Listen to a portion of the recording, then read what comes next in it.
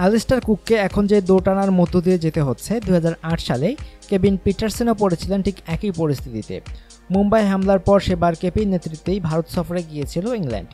সেই অভিজ্ঞতা থেকেই সাবেক হয়ে যাওয়া এই ব্যাটসম্যান বলেছেন, এই পরিস্থিতিতে ইতিবাচক কোনো সিদ্ধান্ত নেওয়া সহজ কাজ নয়। ইংল্যান্ড দল থেকে বাদ পড়া কেপি পরশু ইংল্যান্ডের একটি আবাসিক ক্রিকেট ক্যাম্প পরিদর্শনে গিয়ে বাংলাদেশ সফর নিয়ে বলেছেন, এই সময়ে 6 সপ্তাহের সফরের জন্য বাংলাদেশ ভালো কোনো জায়গা নয়। ওয়ানডে দলের তরুণ খেলোয়াড়দের হয়তো বেশি সমস্যা নেই, কিন্তু টেস্ট দলের বেশি বয়সীদের সমস্যা থাকতে পারে।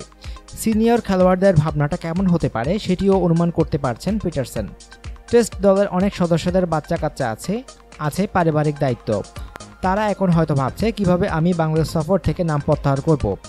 পারিবারিক দায়িত্ববোধ থেকেই তারা বাংলাদেশ সফর থেকে নাম প্রত্যাহার করে নেওয়ার সুযোগ হিসাবে ব্যবহার করতে পারে। আমি জানি অনেক সাংবাদিকও বাংলাদেশে যেতে চায় না। এমন পরিস্থিতিতে পিটারসেন নিজেও আসতে চাইতেন না। পিটারসেন বলেন, অ্যালিস্টার কুকের জীবনের অন্যতম কঠিন সিদ্ধান্ত এটি। আমি হলে যেতে রাজি হতাম না, কিন্তু আমি মনে করি এ সফর থেকে একা কেউ নাম প্রত্যাহার করে নিতে পারবে না। একজন গেলে সবাইকে যেতে হবে। 8 বছর আগে নিজের সেই অবস্থান এখন ভুল মনে হচ্ছে কেপির কাছে। কেপি বলেন, ওই সময়ে ইংল্যান্ডের অধিনায়কত্ব করার উপযুক্ত ব্যক্তি আমি ছিলাম না। আমি সে সময় অনেক খেলোয়াড় যাদের বাচ্চা আছে, সংসার আছে, তাদের মানসিক অবস্থা বুঝতে পারিনি। আমার মনে হয় দলের অনেকের সঙ্গে বা সিনিয়র খেলোয়াড়দের সঙ্গে সম্পর্কের ক্ষতি করে ফেলি আমি।